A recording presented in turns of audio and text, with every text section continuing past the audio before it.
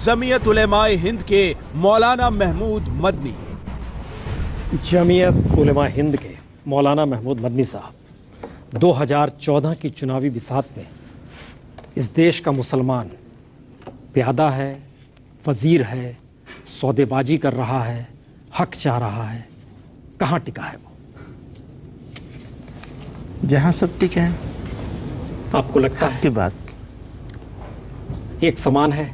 आपको लगता है इस देश में? वो तो मुझे क्या लगेगा, सारा देश जानता है कि बिछड़ा हुआ है, सबसे ज़्यादा बिछड़ा हुआ है। क्यों? कुछ अपनी वजह से, कुछ दोस्तों की मेहरबानी। मेहरबानी किसकी है? दोस्तों की। वो कौन से दोस्त हैं? जो दोस्ती का दम भरते हैं। कौन लोग हैं, नाम लीजिए उनका। आजकल तो सब दम भर रहे हैं, बीजेपी भी, कांग्रेस भी, सब। आप किसको मानते हैं? ये तो बेचारे नए नए हुए हैं मुसलमान, बीजेपी वाले। जो पुराने हैं उनकी बात कर रहा हूँ। कौन? उसमें तो मुलायम सिंह भी है, कांग्रेस भी है, तमाम लोग हैं। कौन किस? आप ही ने नाम ले दिया। नहीं, आप बताइए ना, हम तो कई नाम ले रहे हैं। दोनों का नाम। कौन कौन? जो भी दोस्ती का दम भरते चले आ रहे हैं, उन्होंने काम नहीं किया, बात करी है, और बात करने के नतीजे में और एलिनिएशन हो गया उनका। मौलाना मदनी, आपको नहीं लगता है कि जिस तरह से आप बातें करते हैं या जिस तरह की बातें आप सबके सामने रखते हैं, उलेमा कभी नाराज हो जाते हैं आपसे, कभी जनता असमंजस में पड़ जाती है? क्यों ऐसी बातें, क्यों ऐसा? आप एक दिन कहते हैं मोदी बड़े अच्छे हैं, दूसरे दिन कहते हैं मैंने ऐसा नहीं कहा तो था। आपने कहाँ सुन लिया? एक सुना कहाँ? सबने सुना था। किसने सुना था? आपने कहा अक्टूबर में मोदी को लेकर के, आपने कहा गुजरात में दंगे कम होते हैं, महाराष्ट्र और तो इससे मोदी की तारीफ कहाँ से हो गई? नहीं, तो आप कह रहे हैं कि वहाँ मुसलमान ज्यादा सेफ हैं बाकी स्टेट्स की अपेक्षा। क्यों तारीफ नहीं करते? आप कह रहे हैं कि वहाँ विकास ज्यादा हुआ है। एक बात कि जब आप मुझसे सवाल करेंगे कि 10 साल में दंगा नहीं हुआ 2002 के बाद, तो मैं झूठ बोलूँ कि नहीं फिर भी दंगा हो रहा है, तो मुझे कहना पड़ा, आज भी कहूंगा। लेकिन इससे नरेंद्र मोदी की तारीफ कैसे हो जाएगी? यह कैसे हो जाएगा कि 2002 जो हुआ है उसको इग्नोर कर दिया जाए? देखिए, जुर्म दो तरह के होते हैं। एक होता है इंडिविजुअल का, किसी इंडिविजुअल के साथ मैंने आपके साथ बदतमीजी कर दी, आप मुझे माफ करने को तैयार हो जाओ, मैं माफी मांग लूं, बात खत्म हो सकती है। एक जुर्म होता है जो सोसाइटी के साथ होता है, नेशन के साथ होता है। हमारा ये मानना है कि कम्युनल वायलेंस जितने भी होते हैं, इसका नुकसान देश को होता है, किसी कम्युनिटी को बाद में होता है। तो ये एक इंडिविजुअल का मामला हर नहीं। दंगा एक समान है, इसका मतलब ये माना जाए ना? देखिए, दंगा तो दंगा है, एक समान है। ऑफ कोर्स, बस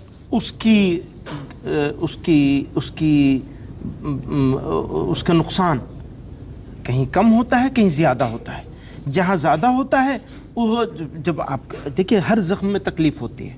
ज्यादा बड़ा घाव होगा तो ज्यादा बड़ी तकलीफ होगी, ज्यादा बड़ा घाव होगा ज्यादा देर में भरेगा। 23 सितंबर 2013 आपने कहा गुजरात मुजफ्फरनगर दंगों में कोई अंतर नहीं है। ये मैंने कहीं नहीं कहा। मैंने ये बात कही कि जो दंगा है वो दंगा है, और उस दंगे को कंट्रोल न करने वाले के लिए सजा सबके लिए बराबर होनी चाहिए, मुजरिम को सजा एक जैसी हो सकती। लेकिन इसका यह मतलब नहीं है कि मैं नरेंद्र मोदी की तारीफ कर रहा हूं। लेकिन 15 अक्टूबर 2013 को आपने कहा था कि कांग्रेस की कोशिश है कि मुसलमान मोदी के नाम से डर जाएं और 2014 में उसके लिए वोट करें। ये आपने उसकी व्याख्या करी थी। मैंने जो कहा था वो मैं आपको सुना देता हूं। मैंने ये बात कही थी, मुसलमान किसी से डर के वोट देने वाला नहीं है। मुसलमान बताशा नहीं है कि पानी गिरेगा और वो बह जाएगा, तो हमें डरा कर वोट लेने की कोशिश न की जाए, बस। अब उसमें न कांग्रेस है, न समाजवादी है, न बहुजन समाज है, न कम्युनिस्ट है, कोई नहीं है। किससे डरा रहा है? कौन डरा रहा है? मोदी से डराने की बात हो रही है? कांग्रेस डरा रही है? ये आपका आरोप था? नहीं। किससे डराया जा रहा है? मोदी से डराया जा रहा है? न मैं मोदी का नाम लिया है, न लेना चाहता हूं। आप डरते क्यों हैं? क्यों नहीं खुल के बात करते? आप गोल गोल क्यों बोलते हैं? नहीं, गोल नहीं तो आप क्यों नहीं सीधा बोलते हैं मदनी साहब? आप ना किसी पार्टी का नाम ले रहे हैं, आप मोदी का नाम लेने से क्यों डरते हैं? नहीं, मैं किसी या का कांग्रेस का नाम लेने से क्यों डरते हैं? आप बताइए, किससे डराया जा रहा है आपको? नहीं। और किसको आप फेवर करना चाह रहे हैं? किसके पक्ष में? क्यों नहीं खुल के बोलते हैं? ये बात आप इसको बात को शुरू से देखिए। हम हैं राजस्थान में, राजस्थान के चुनाव होने जा रहे हैं। हम ये उस मौके पर ये बात कह रहे हैं कि हम किसी से डर के किसी को वोट देने वाले नहीं हैं। अब वो कौन डरा रहा है ये तफसीर आपने कर ली, उसकी व्याख्या आपने कर ली, उसका इंटरप्रिटेशन आपने किया और उसको दिखाया, आप उसी के ऊपर। नहीं, हमें लगता है इस देश के लोग अब बहुत साफ जानना चाहते हैं। हमको लगता है हम लोग कैटेगरली अब बात करना शुरू करें। जी, नरेंद्र मोदी सांप्रदायिक हैं या विफल शासक हैं गुजरात को लेकर? दो बातें आप पूछना चाह रहे हैं और दोनों का सवाल मुझसे आप हाँ में लेना चाह रहे हैं। नहीं नहीं, बिल्कुल नहीं। देखिए, नरेंद्र मोदी अच्छे शासक भी हो सकते हैं।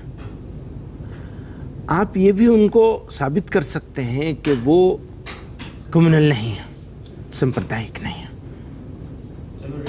लेकिन सवाल ये पैदा होता है कि वो कम से कम इस बात के मुजरिम ज़रूर हैं कि जो हालात बने उसको उन्होंने कंट्रोल नहीं किया। और ज़रा बारीकी से देखिए तो कंट्रोल नहीं किया, और फिर पिछले 10 सालों में आप देखें, 10-12 सालों में उन्होंने कभी इसकी ज़रूरत नहीं महसूस की कि उस इंसिडेंट्स के ऊपर अफसोस होता उन्हें। जब वो नेशनल सीन में आते हैं तो वो ये कहते हैं कि मुझे अफसोस है और दुख है उसका। काश उन्होंने गुजरात में रहते हुए और गुजरात के उसमें ये बात कही होती। इसीलिए मैं हर मौके पर ये बात कहा करता हूँ कि भारत सेकुलर है। उसी ने इन पार्टियों को भी सेकुलर होने पर मजबूर किया और उसी ने इनको भी सेकुलरिज्म का नाम लेने पर मजबूर किया। जाहिर ना करे वो सांप्रदायिक है। हाँ, इसको कहने में कुछ हर्ज नहीं है, इसको कहने में कोई हर्ज नहीं। अखिलेश कहा जा यादव सकता है सांप्रदायिक है या विफल शासक है? विफल शासक है। मैं उनको सांप्रदायिक नहीं मान सकता। बिल्कुल नहीं, बिल्कुल साफ साफ है। नहीं दंगों के पैमाने पर किसी पार्टी को साफ मानते हैं आप? नहीं मानते। कोई नहीं। नहीं, कोई नहीं, सब बेईमान है। दंगों के मामले में सब एक है। क्या मोदी को माफ कर देना चाहिए? आपको लगता है 10 साल, 11 साल, 12 साल हो गए हैं? अगर उन्होंने मुझे थप्पड़ मारा होता तो मैं उन्हें उसी वक्त माफ कर देता। तो कर देना चाहिए अगर किसी का इंडिविजुअल कुछ है उनसे डिस्प्यूट। लेकिन ये तो समाज का मामला है, तो माफ नहीं करना चाहिए मुसलमानों को? समाज मुसलमानों का इशू नहीं है, ये देश का इशू। आप इसे मुसलमान का इशू बना रहे हैं। आपको मालूम है कि वहाँ जो लोगों की जान का नुकसान हुआ वो मुसलमान थे या इंडियन थे? आप मुझसे ये सवाल करेंगे कि तुम पहले इंडियन हो या पहले मुसलमान हो? सवाल करेंगे या नहीं करेंगे?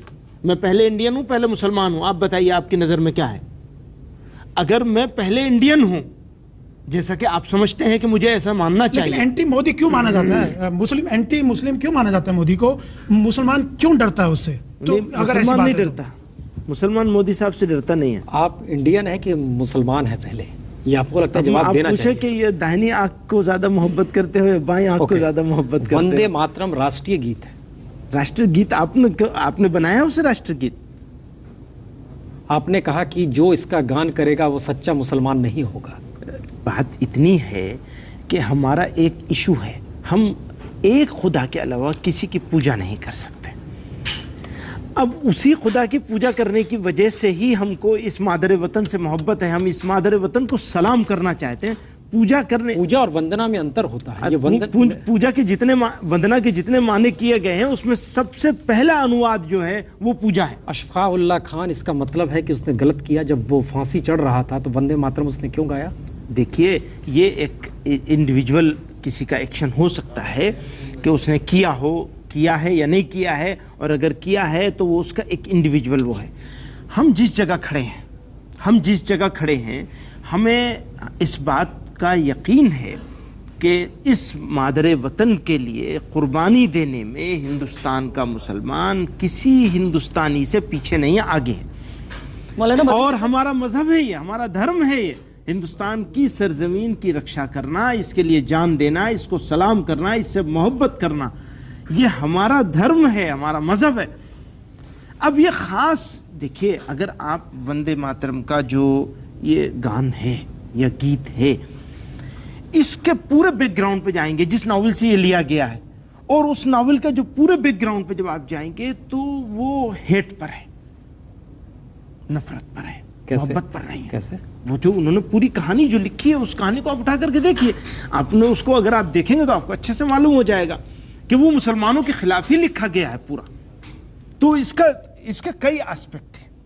एक हिस्टोरिकल एस्पेक्ट है इस गान का और एक रिलीजियस एस्पेक्ट। हम कहें कि इस देश के 20-30 करोड़ मुसलमान चाहते हैं उस पर प्रतिबंध लगा देना चाहिए? नहीं, अगर वो हेट का नहीं, है, अगर वो उनके खिलाफ लिखा हम गया ये है। कहते हैं कि अगर कोई आदमी इसको करता है अपने वतन से मोहब्बत के इजहार के लिए, हमें इसमें कोई एतराज नहीं है, चाहे वो आपके खिलाफ ही क्यों हम ना एक मिडिल पाथ पे लेके चलना चाहते हैं। हाँ, उसके बैकग्राउंड से सब लोग वाकिफ नहीं है, तो हम मिडिल पाथ पे रहना चाहते हैं। हम क्या चाहते हैं, हमें मजबूर ना करो, हमसे कहो, हम कहेंगे माँ तुझे सलाम, हमें कोई एतराज नहीं है।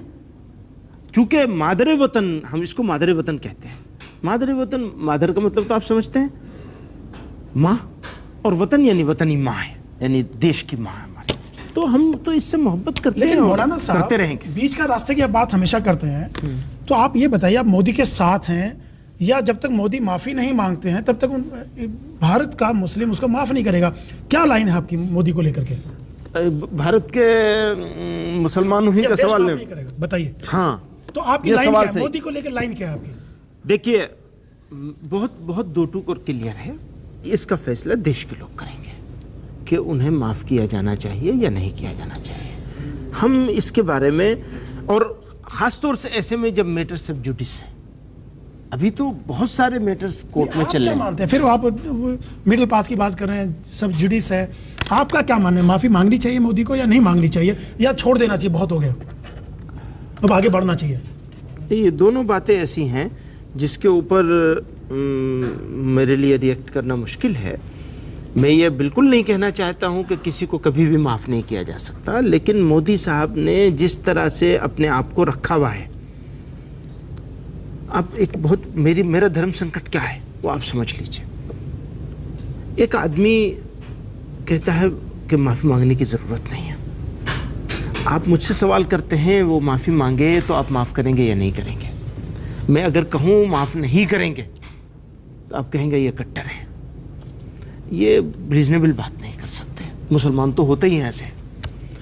और अगर मैं ये कर दूं, कह दूं कि माफ़ कर देंगे, तो उसने तो माफ़ी मांगी भी नहीं है, सोचा भी नहीं माफ़ी मांगने के बारे में, वो अपनी गलती मानते भी नहीं। नहीं, आप देखिए, आप बड़ा, देखिए ये बड़ी मुश्किल में है। आप मदनी साहब, बड़े नेता हैं मुसलमानों के, मदनी अब साहब, आप ऐसी बात हमने कर ये रहे हैं। यहाँ सवाल- इन्वेस्टिगेशन नहीं, कर रहे हैं, investigation- आप डिग्री में बताइए बैठा कि हूँ मैं। क्या बात कर रहे हैं आप? कभी गुजरात को एक तरफ दिल्ली में माफी बैठे है, कह रहे हैं कि गुजरात मौलाना में मदनी, कम एक हुआ है। तरफ माफी है और एक तरफ वो है जो मंच पर नरेंद्र मोदी ने किया, यानी कि एक टोपी उनकी तरफ बढ़ाई गई, उन्होंने अपना सर पीछे हटा लिया कि मैं टोपी नहीं पहनूंगा। नरेंद्र मोदी कहते हैं कि मैं तुष्टीकरण की राजनीति में विश्वास नहीं करता हूं, आप कहते हैं मैं हिंदुस्तानी मैं बिल्कुल पहले हूं, मैं इस बाद बात में में मुसलमान। इस बात में पूरी तरह उनसे सहमत हूँ। उन्हें टोपी पहनने की कोई जरूरत नहीं, और किसी को भी टोपी पहनने की कोई जरूरत नहीं है। दिखावा, तो टीका ड्रामेबाजी, लगाने की, पगड़ी बांधने की जरूरत है उनको? दिखावा और ड्रामा करने की कोई जरूरत नहीं है। जिस समाज से वो हैं, उस समाज की जितनी चीजें वो करते हैं वो करें।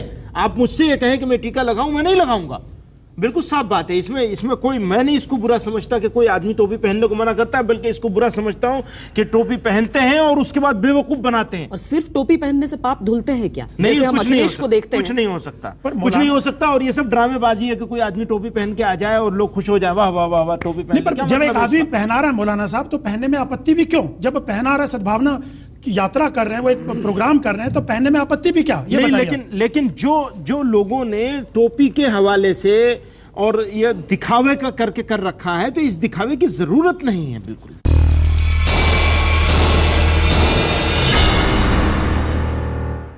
मुलायम सिंह हो, मायावती हो, राजीव गांधी हो, इंदिरा गांधी हो, कांग्रेस हो, ये सारे लोग दंगों को लेकर विफल और असफल प्रशासक रहे हैं। ये आप कह रहे हैं। बिल्कुल।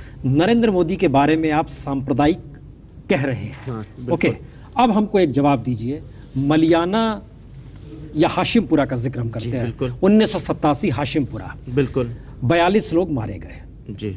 2007 का वाकया है। जब 20 साल पूरे हुए इसको, तो वहाँ के 2 जो जीवित प्रभावित थे और 36 परिजन, आरटीआई लगाई गई एक। उस आरटीआई में पूछा गया कि क्या स्थिति है।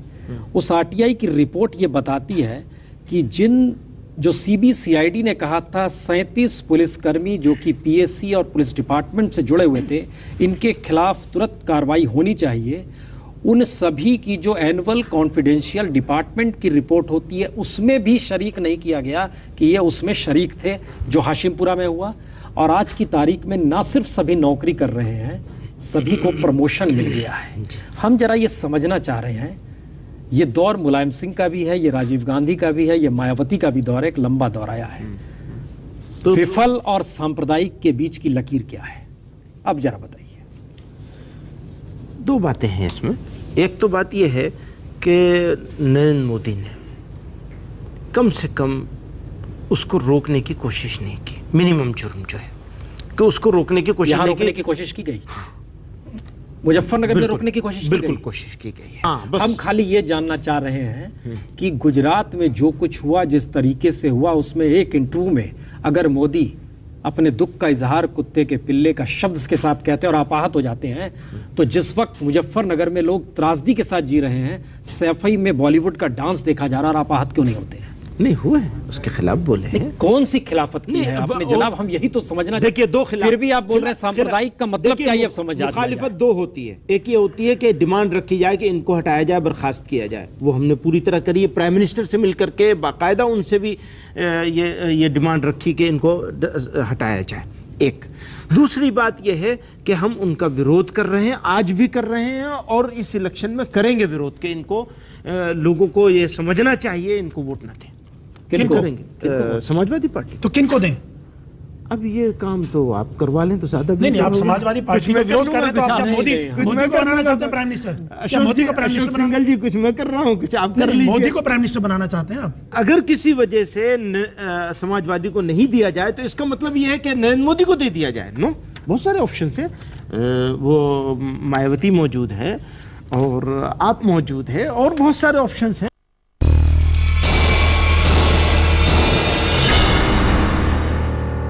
मुसलमान एक तरफ थे, दूसरी तरफ जाट थे। जाटों के नेता के तौर पर अजीत सिंह थे।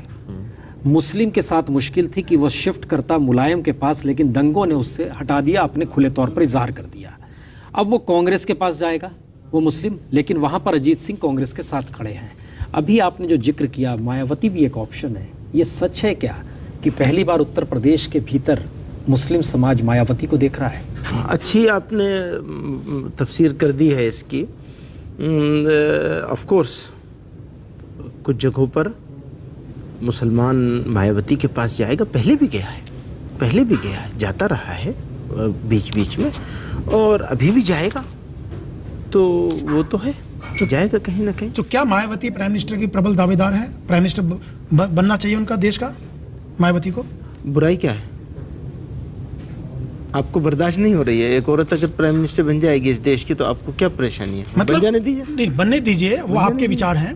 लेकिन एक सवाल ये उठता है कि आपने कहा था कि मुसलमानों का रुख जो है नरेंद्र मोदी के प्रति थोड़ा नर्म हो रहा है, तो आप ये बात मानते हैं? कब कहा था आपने? कहाँ से आपके बयान आए? ये कहाँ से सुन लिया? पिछले साल 2013 में आपके ये बयान आए कि मोदी के प्रति नजरिए में फर्क पड़ रहा है। देखिए, या तो आपके स्टैंड बदल रहे हैं मौलाना साहब। वही मैं कह रहा हूँ कि आप तो इन्वेस्टिगेशन कर रहे हैं, जो कहीं से कहीं तीसरे से सुन लिया। सुना नहीं, ये आपका बयान है। आप दिखा दीजिए। आप बिल्कुल बयान है। बिल्कुल, ये साबित नहीं हो तो मायावती को प्राइम मिनिस्टर बनाना चाहते हैं आप, राहुल और मोदी को नहीं, मुलायम को नहीं? ना, मैं आपसे सवाल कर रहा हूँ कि बुराई क्या है? मौलाना मदनी, क्या नरेंद्र मोदी उतना बड़ा खौफ है, उतना बड़ा हवा है जितना सारी राजनीतिक पार्टियां बनाई? सारी राजनीतिक पार्टियां और सारा देश जो बात नरेंद्र मोदी के बारे में सोचते हैं, मुसलमान उससे अलग नहीं सोचता। आप मुसलमान सेंट्रिक मत रहिए, देश सेंट्रिक हो जाइए। देश जो है, आज देश क्या सोच रहा है, देश ने नरेंद्र मोदी को कहां पे रखा हुआ है, और ये तो अब रिजल्ट से पता चल ही जाएगा कि देश ने उनको कहां रखा हुआ है। लेकिन जब एक टैक्टिकल वोटिंग नाम की चीज की बात होती है कि एक उम्मीदवार को हराना है, उसके खिलाफ जो सबसे मजबूत उम्मीदवार है उसे वोट दे दो, तब मुसलमान मतदाताओं की ही बात आती है। तब क्यों हिंदुस्तान बढ़ता है? अच्छा, तब क्यों वोटर्स बढ़ते हैं? एक बात बताइए, एक मजबूत कैंडिडेट को जिताने के लिए या किसी को हराने के लिए, किसी गलत को जिसको नापसंद करते हैं उसको हराने के लिए, आप मेरी और आपका झगड़ा है और ये आपके दोस्त हैं, तो आप इनके साथ जाएंगी और आपका साथ लेंगी या नहीं लेंगे? हम दोनों के बीच में भी झगड़ा है, तो आप दोनों एक साथ होकर के मेरे खिलाफ लड़ाई लड़ेंगे? नहीं लड़ेंगे। यहाँ तो हिंदुस्तान का फलसफा ही खत्म हो गया। नहीं, फलसफे की तो कोई बात ही नहीं है इसमें। ये इलेक्शन का इलेक्टोरल सिस्टम जो है, इसी से सारा फलसफा खत्म होता है, इसी से। ये तो बड़ा फसाद तो यही है कि आदमी सब मोदी मुसलमानों के दुश्मन है या हितैषी हैं? क्योंकि वो कह रहे हैं सबको साथ लेके चलना चाहता हूं मैं, सब साथ चलें, सबका विकास हो। तो क्या मोदी जो एक उनके बारे में धारणा बनी हुई है 2002 के बाद, क्या मुसलमानों के दुश्मन है या हितैषी हैं, या मुसलमानों को अब एक्सेप्ट करना चाहिए? आज की तारीख में मैं पूरे कॉन्फिडेंस के साथ, या आप थोड़ी देर अभी फौरन जैसी मैं ये बात कहूँगा आप कहेंगे पहले तुम कुछ और कहते थे, अभी कुछ और करो। मैंने पहले कुछ नहीं कहा है, आज फिर कह रहा हूँ दोबारा कि वो हितैषी हिंदुओं के भी नहीं है। मुसलमान की तो बात नंबर 2 की है। जब वो हिंदुओं के हितैषी हो जाएं, तब सवाल आएगा मुसलमानों को उससे पूछने का और बताने का कि वो मुसलमानों के हितैषी हो सकते हैं या नहीं हो सकते। तो हमें तो उनकी काबिलियत पर ही शुबा है, यकीन नहीं है। जब काबिलियत ही पर यकीन नहीं है तो फिर दूसरी बात क्या? इसको नहीं, ये देखिए, इन 2 चीज़ निकल कर बहुत बहुत शार्प आ रही है। मेरे ख्याल से समूचा देश इस बात को अब सुनना चाहेगा। संयोग से बीजेपी एक राष्ट्रीय पार्टी है और मायावती की पार्टी राष्ट्रीय नहीं है, वो चंद राज्यों में सीमित है। यूपी सबसे बड़ा राज्य है वहाँ। आप एक तो मैं थोड़ा करेक्शन करना चाहूँगा, आप हमारे बड़े हैं, लेकिन मैं चाहूँगा आज की तारीख में कोई पॉलिटिकल पार्टी राष्ट्रीय पॉलिटिकल पार्टी नहीं रह गई है। देश की जनता ने किसी पॉलिटिकल पार्टी को राष्ट्रीय पॉलिटिकल पार्टी नहीं रहने दिया है, वो इलेक्शन कमीशन की नज़र में कुछ भी हो। क्या ये माना जाए कि इस देश के भीतर जितनी भी लकीरें खींची जा रही है और एक तरफ मुसलमान को खड़ा कर दिया जा रहा है, उसकी सबसे बड़ी वजह चुनाव है?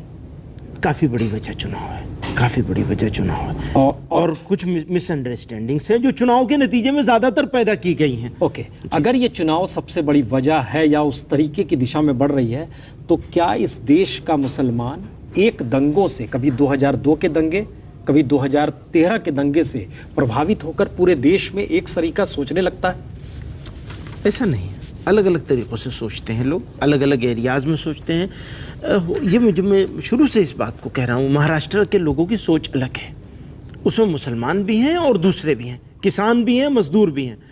तो ये सारे देश का मुसलमान एक साथ एक सोच रखे, ये कभी नहीं होता। तो गुजरात का मुसलमान क्या सोचता है? गुजरात का मुसलमान भी अलग अलग तरीक़ों से सोचता है, अलग अलग जगहों पर अलग अलग तरीक़ों से सोचता है। कहीं वो किसी और तरीके से सोचता है, कहीं और किसी तरीके से। वहाँ तो कोई दूसरा सोचने का विकल्प ही नहीं है ना चुनावी तौर पर। क्यों? आप बताइए, पिछले 10-15 बरस से हम लोग देख रहे हैं, कोई विकल्प नजर नहीं आ रहा है। लगातार सोच रहे हैं कि क्या ऑप्शन हो सकता है इसमें, तो कोई विकल्प आ भी जाए। अभी तो 2014 की बात हो रही है ना? हाँ, 2014 में आ भी जाए, हो सकता है। मसला आप भी हो सकता है, आप हो सकता है, मैं भी। आप एक आपको बहुत बड़ी फोर्स देख रहे हैं? मैं बहुत बड़ी नहीं देख रहा हूँ, लेकिन किसी ने दिल्ली के चुनाव से पहले उसको कोई फोर्स देखा ही नहीं था। 4, 5, 6 पे रखा हुआ था, वो 28 पे हो गए। तो हो सकता है नेशन में भी कुछ वो थोड़ा बहुत करके दिखा दें। क्या आप एक संकेत दे रहे हैं कि मोदी सांप्रदायिक है और उसके खिलाफ केजरीवाल है, इसलिए वो विकल्प है? नहीं, मैं ऐसा कोई संकेत नहीं दे रहा हूँ। मतलब वहाँ तक तो ध्यान गया भी नहीं। उलटफेर देख रहे हैं आप ज्यादा आगे चले गए हैं। आपके ऐसे कौन से विचार हैं जिसकी वजह से आपको जान का ऐसा खतरा है कि आपको Z+ पता नहीं, मुझे भी हैरत है इस बात के ऊपर। यानी वो विचार कभी ना कभी तो आपने दिए होंगे। अब वो तो मैं देता रहता हूँ। आपके बयानों को कोई मेरे विचार बहुत सारे ऐसे आते रहते हैं। जैसे मैंने टेररिज्म के पूरे देश में आवाज़ हमने उठाई, पूरी ताकत से उठाई। और सुन लीजिए, दुनिया में कहीं भी मुसलमान इतनी बड़ी संख्या में आतंकवाद के विरुद्ध खड़े हुए हों, ये नहीं, ना उससे पहले हुआ ना आज तक हुआ है। जो हमने किया है, 40 बड़ी बड़ी कॉन्फ्रेंसें करी हैं, आतंकवाद के विरोध किया। अभी हम लोग पीस के लिए काम कर रहे हैं कि इस पूरे इंडियन सब कॉन्टिनेंट में कैसे पीस आएगी। सिर्फ इंडिया में नहीं, इस पूरे सब कॉन्टिनेंट में, क्योंकि हम लोगों को वहाँ के झगड़ों का असर हमारे ऊपर भी आता है। साहब, यकीनन आपने सांप्रदायिकता को लेकर इस रूप में काम लेकिन नहीं किया, क्या इनकार है इससे? सांप्रदायिकता का शब्द आते ही शब्द मुस्लिम ही क्यों भरता है? हाँ, ये है, ये दुर्भाग्य की बात है और इसको ऐसा बना दिया गया है। किसने बनाया है? सभी लोग जिम्मेदार हैं इसके लिए। आपने दिल्ली में कॉन्फ्रेंस की थी, जहां तक हमें याद आ रहा है, और आपने कहा था कि कम्युनल वायलेंस बिल पास होना चाहिए और ये सबके लिए होगा। इसको सिर्फ माइनॉरिटी से नहीं अब लेना उसमें जो पहले जो उसका वो बना था ड्राफ्ट, उसमें माइनॉरिटी का शब्द था, उसके ऊपर बीजेपी को एतराज़ था। तो मैंने ये बात कही, बिल्कुल इसको सबके लिए हो जाना चाहिए, क्यों खाली माइनॉरिटीज़ के लिए? जिसका नुकसान होगा उसके प्रोटेक्शन के लिए इस तरह का एक एक्ट होना चाहिए। तो आपने कभी जिक्र कभी नहीं किया किसी भी दंगों के मद्देनजर मुस्लिमों से इतर दूसरे समाज को लेकर?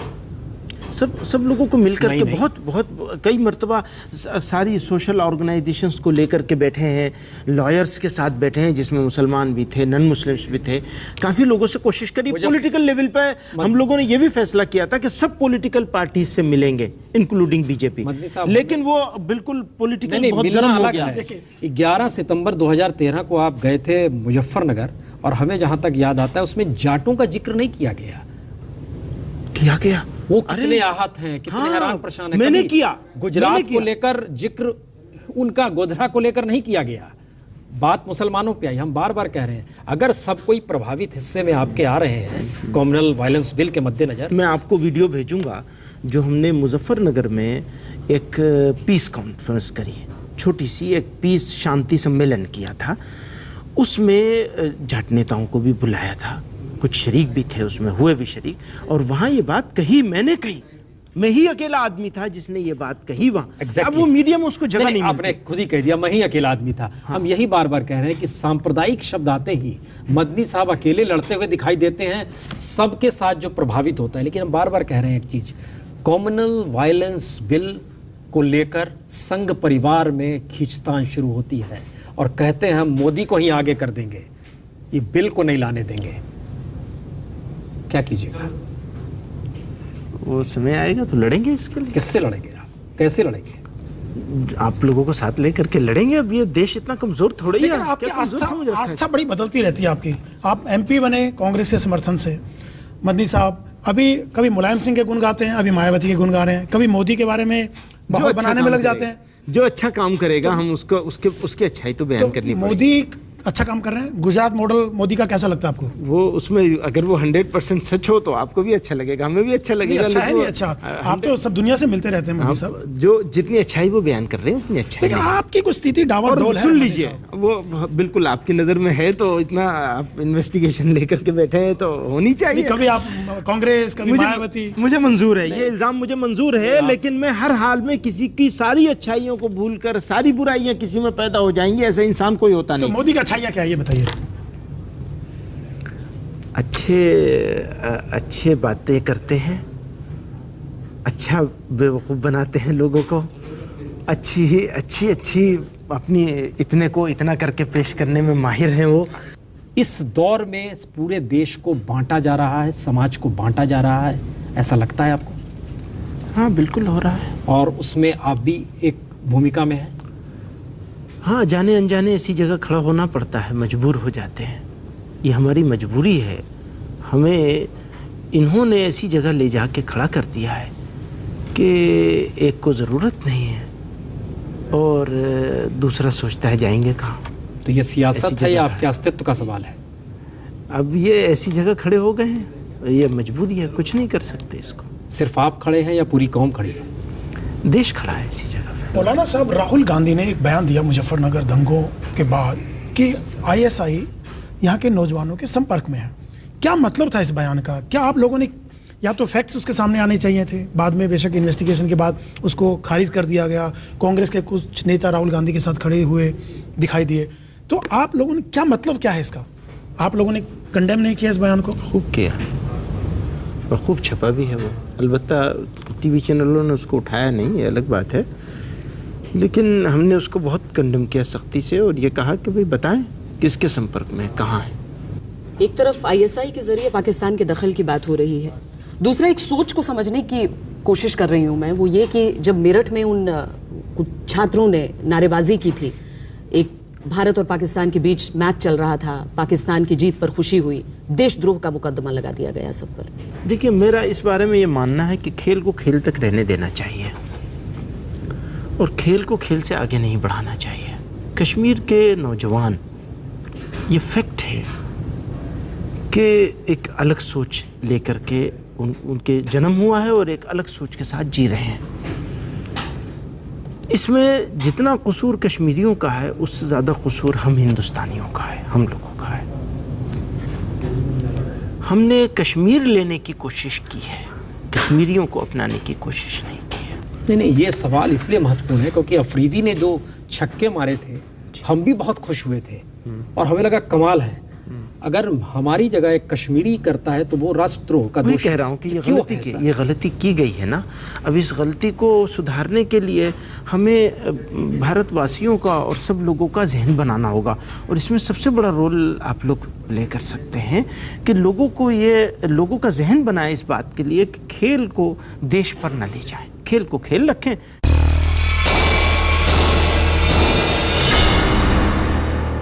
गुजरात का एक बयान और आपका है मौलाना साहब, आपने कहा कि कांग्रेस के कुछ लीडर्स नरेंद्र मोदी के पेरोल पे हैं और गुजरात दंगों में वो लोग शामिल थे। ये मैंने कहा है, मैं इसको कहूंगा और जरूरत होगी तो वो नामों की लिस्ट भी दे सकता हूँ। अभी भी पेरोल पे हैं मोदी के कांग्रेस के लोग? मैंने उसी वक्त के बारे में वो बात कही थी और बिल्कुल हो सकता है अभी भी हो, लेकिन आज के बारे में तो कहना मुश्किल है। लेकिन दूसरे लोग तो इस बात को कह रहे हैं। मोदी की लहर है, मोदी पीएम बनेंगे, ये तो पता नहीं है कि पीएम बनेंगे नहीं बनेंगे, आप लोगों ने तो बना ही दिया है। नहीं, लहर है मोदी की? कहीं कहीं ऐसा भी दिखता है, लेकिन जब आप पूरे हिंदुस्तान को देखेंगे तो वो तो इतनी सीटों पे लड़ भी नहीं रहे कि ठीक से अगर रिजल्ट आ जाए तो वो सरकार भी बना सके। तो वो तो काफ़ी उस बारे में सवालात हैं जो पॉलिटिकल एनालिसिस करने वाले लोग कर रहे हैं। मेरा तो वो फील्ड नहीं है। बहुत बहुत शुक्रिया आपका। आप 3rd डिग्री के सवालों का टॉर्चर साहब। ये तो ठीक है, लेकिन जितनी सारी खबरें आपके पास मेरे बयानात आ गए हैं, काश वो आपने दिए होते। काश मैंने दिए होते। बहुत बहुत शुक्रिया, बहुत बहुत शुक्रिया, बहुत शुक्रिया।